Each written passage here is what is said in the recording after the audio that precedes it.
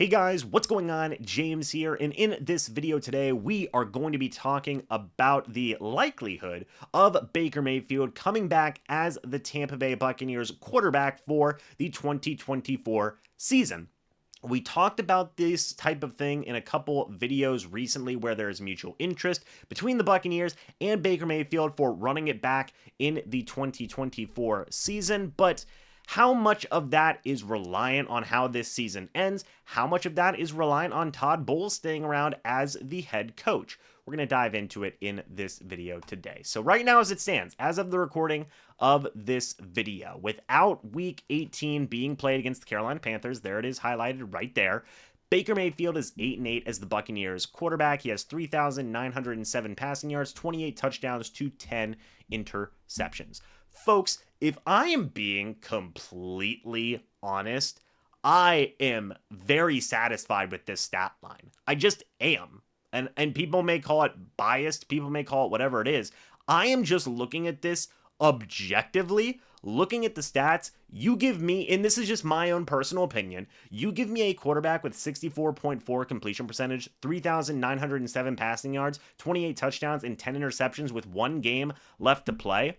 I think that's a pretty good season for a quarterback, all things considered. Even with an 8-8 record in your first year with the team, again, not necessarily bad in my opinion. I think that is a pretty decent year, pretty good year, all things considered, especially with the Bucs' history with quarterbacks in the past not named Tom Brady. But taking a look at the stats first, this is the first thing that I feel like is a benefit to Baker Mayfield. I think even the people who may not like Baker Mayfield, may not even want Baker Mayfield back, would agree that Baker Mayfield has exceeded expectations this year based on where a lot of people thought he was going to be. A lot of people thought the Buccaneers were going to win 3, 4, 5 games this year. Baker Mayfield has them currently at 8-8, battling for a playoff spot, battling for the division title with a 28 touchdown to 10 interception ratio and almost 4,000 passing yards. And depending on how this game against the Carolina Panthers goes, he could finish with 4,000 passing yards. He could finish with even 30 touchdowns. It's a pretty good overall year in my opinion, also including that one rushing touchdown, 29 total touchdowns on the year. That's the first thing that I feel like is a benefit for Baker Mayfield and why you hear those reports of the mutual interest between the Bucs and Baker and Jason Light and possibly Todd Bowles in there as well. That's good. That is a benefit for Baker coming back, and why I feel like that is the first reason to say it is more likelier than not that Baker Mayfield is going to come back. Here is something that is to his detriment, though. What happens if the Bucs lose to the Carolina Panthers? Firstly, is that going to affect the Bucs' thought process of bringing Mayfield back? Possibly, yes, depending on how Baker Mayfield goes. If he is the reason for losing the game and he throws 3 interceptions and looks absolutely abysmal in that game, that will probably give the Buccaneers some pause and maybe make them reconsider. Maybe they think about drafting a quarterback at that point. Maybe they think about going in a different direction in free agency, like a Kirk Cousins, like a Russell Wilson. I don't know. I'm just throwing some names out there. That is the first scenario that may be a situation that, maybe lowers those chances a little bit. Obviously, if Baker Mayfield does good and leads the team to the playoffs and is competitive in a playoff game, yeah, that's going to raise those chances, much like what I talked about in the Todd Bowles video. And if Baker Mayfield's horrible in a playoff game, that might give the Bucs a little bit more pause, but I would still think it would be more likelier than not that Baker Mayfield would be back. But what about Todd Bowles? What if Todd Bowles gets fired from the team? We made a whole video talking about Todd Bowles and his overall future with the team, and it is certainly murky. It is certainly questionable as to what the heck's going to happen with Todd Bowles after this season is over. Is that going to affect Baker Mayfield and his overall ability to come back with the Bucs? I will say yes, but possibly not as much as people may believe, I guess I should say. It would not surprise me that even without Todd Bowles, the Bucs would still be interested in bringing back Baker, be interested in bringing in a coach, maybe an offensive-minded coach, who would say, yes, I can work with Baker. Maybe it's even somebody Baker Mayfield has worked with in the past. I don't know.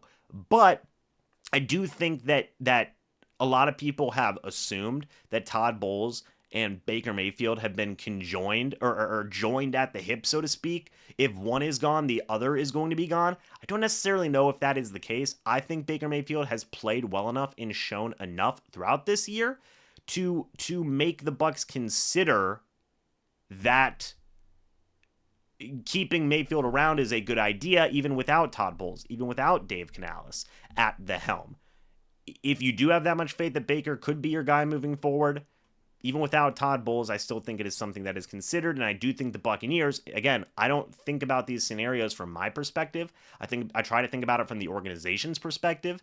I do think the organization has been probably impressed with Baker Mayfield, has probably exceeded expectations. Again, you sign him to a 1-year, $4 to $8 million deal, and he goes out and almost gives you a winning record, can possibly give you a winning record, a playoff berth, and a division title. That is a guy that you are probably going to consider strongly keeping around, even if you do get rid of your head coach. That is just the way I think that the organization feels about that. And even just to add again, a little bit into it, that's just the way, that's just the way I feel like the organization would possibly consider it going forward based on, again, some of the past evidence we've seen of quarterbacks for the Bucs and how Baker Mayfield has really, exceeded expectations. So I don't think that Todd Bowles and Baker Mayfield are as conjoined at the hip, or joined at the hip. I keep on wanting to say conjoined, I don't know why, but are as joined at the hip as people may think. And then finally, if Todd Bowles sticks around, it's likely Baker Mayfield sticking around, folks. I think that is a pretty likely scenario. Again, we ran through all the different types of situations for Bowles to stick around, and him making the playoffs, him not making the playoffs, him doing well in the playoffs, him not doing well in the playoffs. I think that ultimately, if Bowles does stick around, it is way more likely that Baker Mayfield is going to stick around. Because while Baker Mayfield may survive or may still be around without Todd Bowles, while that is more of a possibility, I don't really see a scenario where Todd Bowles would stick around and not heavily consider bringing Baker Mayfield back. This is a guy that would be able to have another year of experience under under Todd Bowles and under Dave Canales' offense. You keep Dave Canales around as your offensive coordinator, and you saw the proof that, hey, Baker can do some good things with your offensive coordinator. I don't know if Todd Bowles would really want to run it back with a new quarterback in what would probably be an extremely big prove-it year the following year. I think that Bowles would want some continuity. I think that Bowles would say, hey, I saw some good things from Baker Mayfield. Yes, we may consider adding another quarterback just in case. Yes, we may consider drafting, a QB, maybe in the first round. I don't know, depending on what happens. But we also may consider, we also may want Baker Mayfield back for 2 years and 2 or 3 years and be completely fine with that as well. That is probably the better scenario for Baker Mayfield, is that Todd Bowles sticks around. That's probably his best case scenario, that Todd Bowles sticks around, that Dave Canales sticks around. And I think that it would almost be a guarantee that Baker would be back. If Todd Bowles and Dave Canales are not around, I think that likelihood diminishes a little bit, but it is still pretty likely, I would say relatively likely, that Baker Mayfield would be back.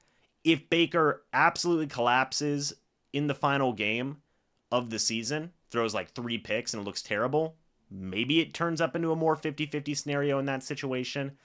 And if Baker Mayfield does go to the playoffs, looks awful in round number 1, gets absolutely blasted, maybe that gives a little bit more pause in there as well if you also get rid of Todd Bowles and Dave Canales in that scenario.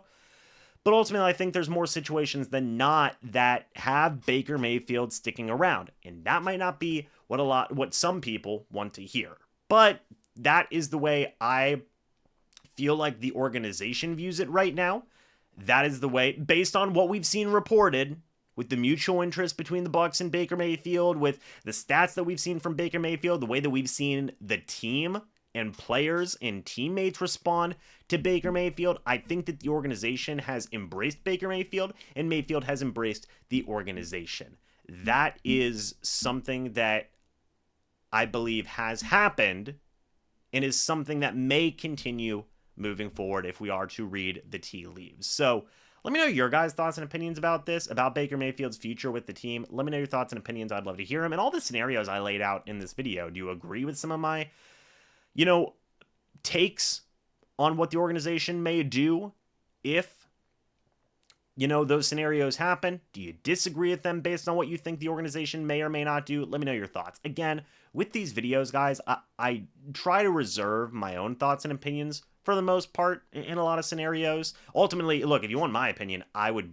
bring back Baker Mayfield and really not think too much about it. Some people may call me biased for Baker Mayfield, but I see the proof in front of me, and I like what I have seen from Baker Mayfield. That is my own thoughts and opinions. I can see scenarios where Baker wouldn't be back, or it would be very tough to bring him back. I can see scenarios where he would be brought back based on what we know with the organization and just their history with quarterbacks and an overall efficient and non-efficient quarterback play. And also regarding the situation with the head coach as well. But let me know your guys' thoughts and opinions down in the comment section below. I'd love to hear it. Thank you guys so much for watching this video. Hope y'all enjoyed. As always, guys, I'll see you all in the next video or the next live stream. But until then, and as always, guys, goodbye for now, and go Bucs.